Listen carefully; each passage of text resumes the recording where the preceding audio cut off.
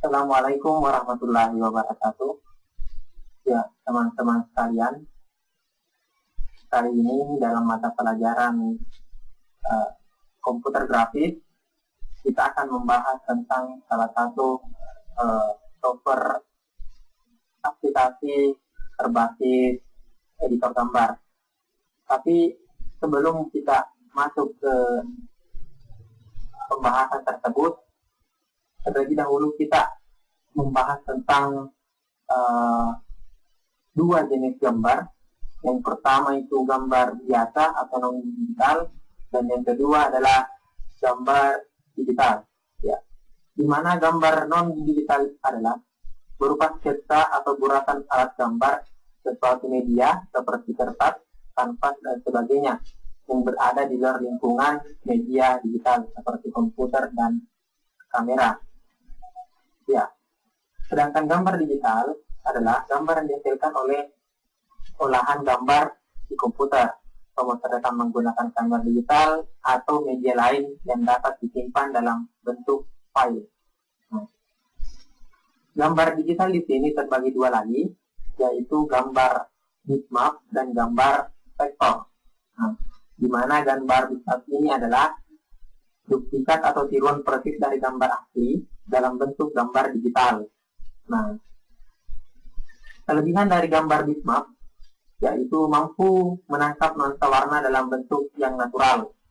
Yang kedua, lebih cepat dan lebih sesuai ditampilkan di layar komputer karena gambar bitmap dapat dikirim secara langsung ke file layar monitor teman-teman sekalian.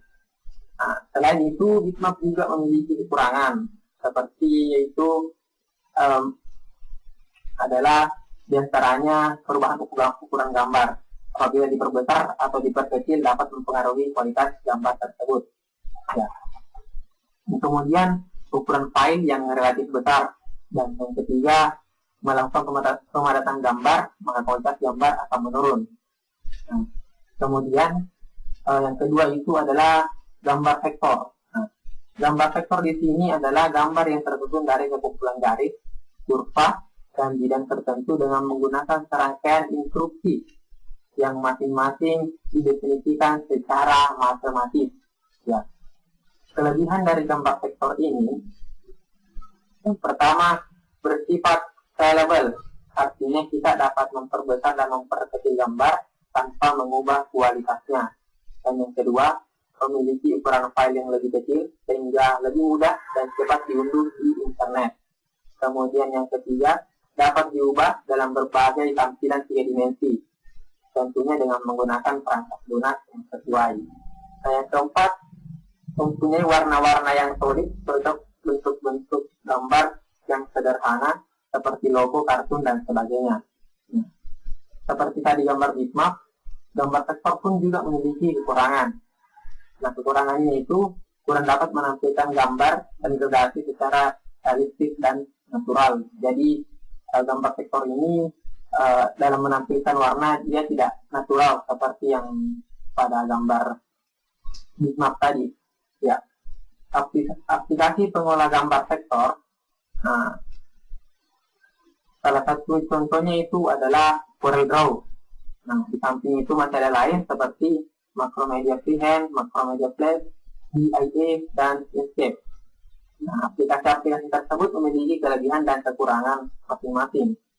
Nah, DIA dan Inkscape merupakan program aplikasi pengolah gambar vektor yang gratis, namun kemampuannya tidak kalah dengan program aplikasi berbayar. Nah, pada kali ini kita akan membahas aplikasi Inkscape. Ya. Nah, untuk lebih lanjut, mari kita simak bersama-sama. Nah, sebelum kita menjalankan sebuah program aplikasi, terlebih dahulu kita mengenal apa sih yang akan kita kerjakan nantinya. Apakah yang akan kita beda nantinya, ya. Nah, Inkscape adalah sebuah perangkat lunak editor gambar vektor yang bersifat perangkat lunak bebas, ya. Maksudnya di sini perangkat lunak bebas tidak berbayar ya, atau gratis. Nah, saat ini Inkscape masih dikembangkan dan dengan bantuan Gaussian Blur sejak versi 0.45 telah mampu menghasilkan gambar SVG yang mutunya hampir sama dengan foto. Saat ini Inkscape belum mendukung animasi dan SVG font. Inkscape dikembangkan terutama untuk Linux, namun bersifat cross-platform. Maksudnya cross-platform bisa digunakan bukan cuma untuk sistem operasi tertentu saja, tapi bisa digunakan di sistem operasi lain. Ya, seperti Microsoft Windows, Mac OS X, dan lain-lain. Nah, lisensi dari Inkscape ini adalah GNU, General Public License. Nah, Inkscape dimulai pada tahun 2003 oleh Ted Booth, Bryce Harrington, Nathan Hurst, dan Mental Gui dengan menggunakan bahasa pemrograman C++. Ya, nah setelah kita mengetahui sedikit tentang Inkscape, lebih baiknya kita langsung saja melihat bagaimana sih model dari atau layout dari Inkscape ini. Nah, untuk lebih jelasnya silahkan dilihat. Ya, teman-teman sekalian, setelah kita menjalankan Inkscape, maka akan muncul jendela Inkscape, ya, seperti yang teman-teman sudah lihat sekarang. Tampilan inilah kita akan melakukan segala kegiatan desain. Ya.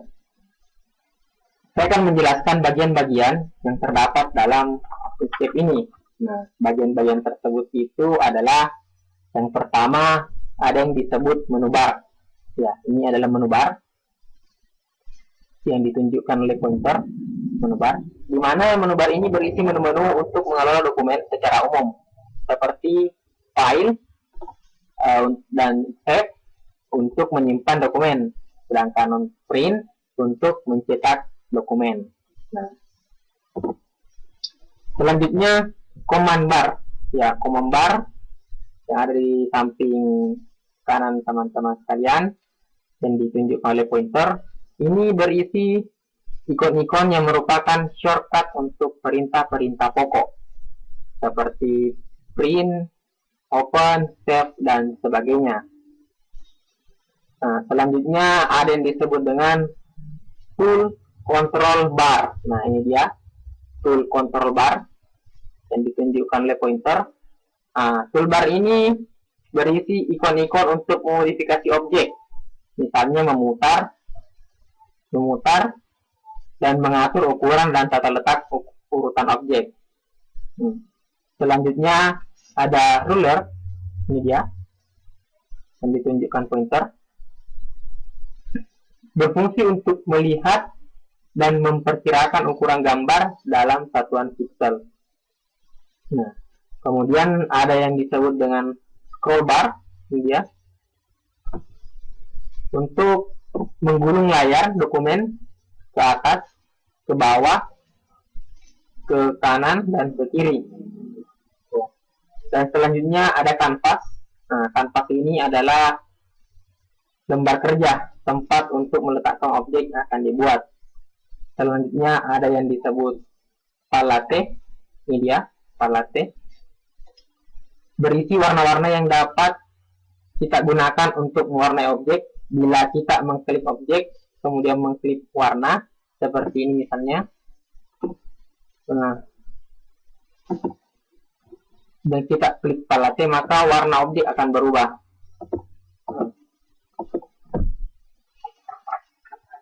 Ya. Kemudian ada yang disebut dengan status bar. Status bar adalah ini, ya, di mana kita dapat gunakan untuk melihat status dokumen Inkscape yang sedang kita buat. Pada status bar ini tercantum informasi-informasi seperti warna, ini dia, warna, objek, dan posisi objek yang dapat dilihat pada ukuran di ruler.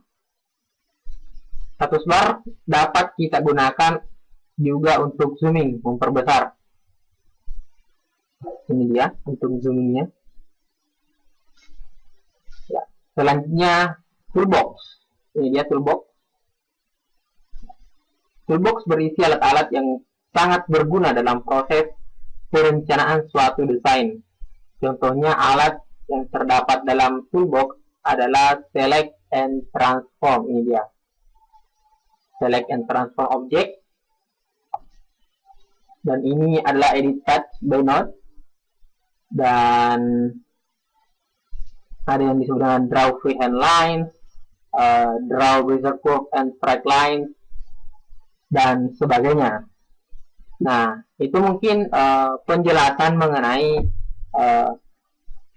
layout atau tampilan dari Inkscape itu sendiri. Nah, mungkin cukup untuk penjelasan Inkscape ini,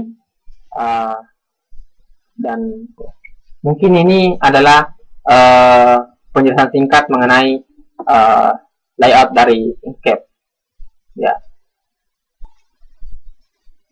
Ya, teman-teman sekalian, itulah tadi penjelasan singkat mengenai Inkscape, baik dari seputar sedikit tentang sejarahnya maupun penjelasan tentang bagian-bagian dari area desain Inkscape itu sendiri. Jadi saya harap apa yang saya sampaikan hari ini, walaupun masih banyak kekurangan di dalamnya, semoga bermanfaat untuk teman-teman sekalian, khususnya kepada saya.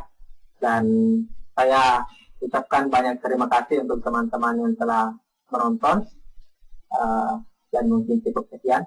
Billahi taufiq wal hidayah. Assalamualaikum warahmatullahi wabarakatuh. See you next time.